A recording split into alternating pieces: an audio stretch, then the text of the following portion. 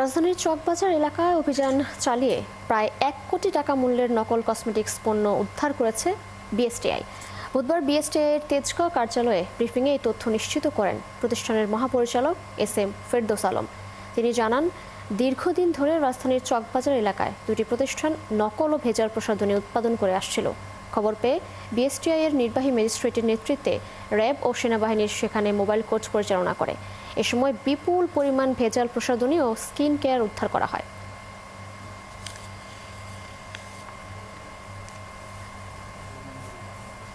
আমরা আমাদের ল্যাবে, এই যে বিশাল সুবিশাল ল্যাব দেখতে পাচ্ছেন, এই ল্যাবে এই পণ্যগুলো আমরা পরীক্ষণ করেছি।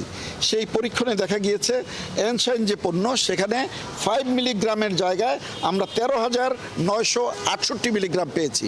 যে অবৈধ পন্থায় এই ধরনের কোনো মরণঘাতী আপনার প্রসাধনী যেন আমাদের দেশে অনুপ্রবেশ না করাতে পারে, এজন্য যারা এই কাজটি করেন তাদেরকে অবশ্যই এটা বিরত থাকতে হবে।